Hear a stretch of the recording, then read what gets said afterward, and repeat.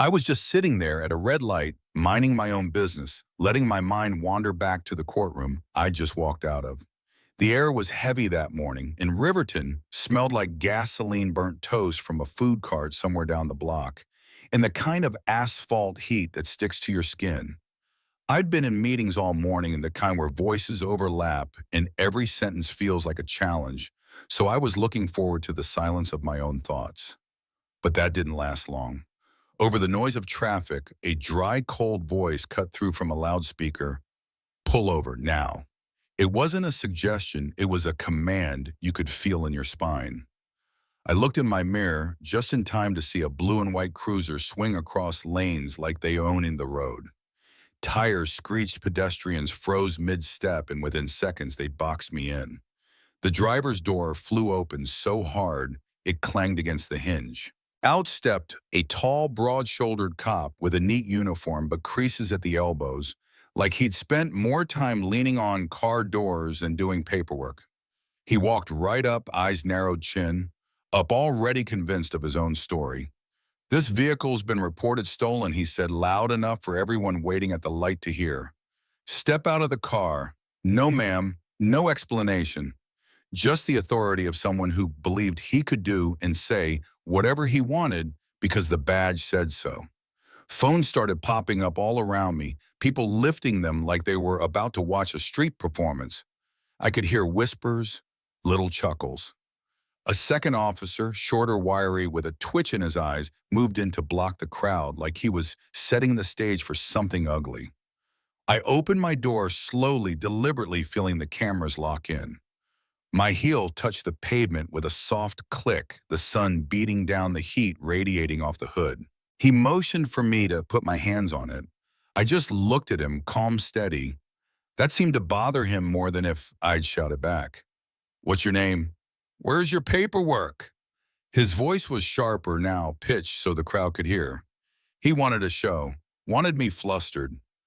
Behind him, the wiry one smirked. Then came the jab.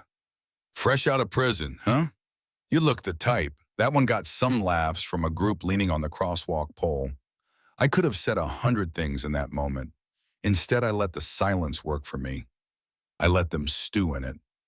Then I said slowly, "You're making a serious mistake." 4 words, but I made sure they landed like a brick on concrete. He didn't like that. His jaw tightened. His hand went to his holster, not drawing, just reminding everyone it was there. And then in a voice meant to sting, he leaned closer and said, "You people always bring trouble." You could feel the crowd shift. A couple of murmurs. Someone's phone zoomed in.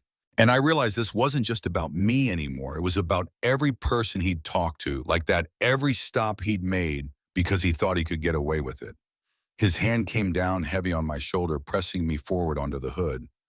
The metal was hot, almost burning through my jacket. "Hear me now," he barked. I tilted my head just enough to meet his eyes. "Threats don't scare me."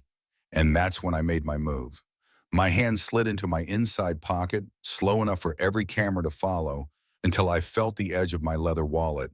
I pulled it out, flicked it open, and held up my gold-edged ID, not at his eye level, but higher for the entire crowd to see. "I am a justice of this state's Supreme Court." The street went dead silent. The laughs stopped. Even the engines idling nearby seemed to fade. His grip loosened, not because he wanted to, but because, for the first time that morning, he didn't know what to do.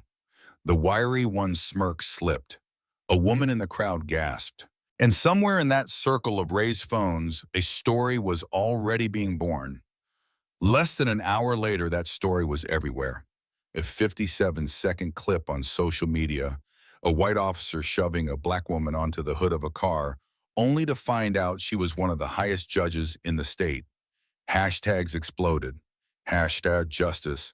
For Maryland shot to the top of the trending list. And with it came the questions. If she hadn't been a judge, how would this have ended?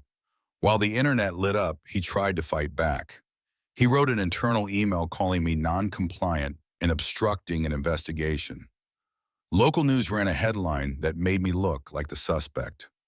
The next morning, his partner went on the radio dropping hints that maybe I'd panic because I wasn't who I said I was. But I didn't play that game. I stayed quiet. Behind closed doors, my attorney and I started building. And then one afternoon, I got a message from an unknown number. I have his disciplinary file. We met in a dim corner of a cafe off Main Street. He slid a thick envelope across the table. Inside, pages and pages of complaints, reports that never saw daylight. A pattern as clear as day, stop after stop, targeting people of color, especially women. Aggressive searches with no cause. Notes from colleagues with language I wouldn't repeat here. It was rot all the way through. I knew then this wasn't going to be about just clearing my name. This was going to be about exposing the system that let him keep that badge. I filed a formal complaint with the State Police Investigations Board and attaching not just my case, but every similar incident in that file. The news leaked within hours. Civil rights groups picked it up. The State Judges Association, which almost never comments on individual cases, issued a statement. All citizens, including judges, have the right to be protected from the excessive use of force. And then the second video surfaced. The one where he looked me in the eye and said, "You people always bring us trouble." There was no spinning it, no out of context. It was clear, raw, and ugly. By evening, protests had formed outside the police station. Signs read, "Protect justice, not abusers of power, and we stand with Maryland." Horns blared in solidarity as people marched. The department had no choice but to put both officers on leave. When my day at the hearing came, the room was packed. Cameras everywhere, reporters scribbling notes, members of the public, shoulder to shoulder. I walked in wearing a navy suit, my attorney at my side, and took the oath. Then I looked at the board and said, "I am here not because I am a judge, but because I am a citizen who was treated as if my rights did not exist." I told them everything from the moment the light turned green to the moment I was shoved onto the hood. I quoted him word for word. I laid the disciplinary file on the table page after page. You could feel the air change in that room. I don't know how this will all end. Maybe he'll lose his badge. Maybe the investigation will go further than anyone expects. Maybe it'll just be another headline that fades. But I know one thing: he picked the wrong person to try and humiliate. So let me ask you, what do you think would have happened if I wasn't holding that gold-edged ID? If I'd just been another black woman at a red light? Drop your thoughts in the comments, because this isn't just my story. It's a question for all of us.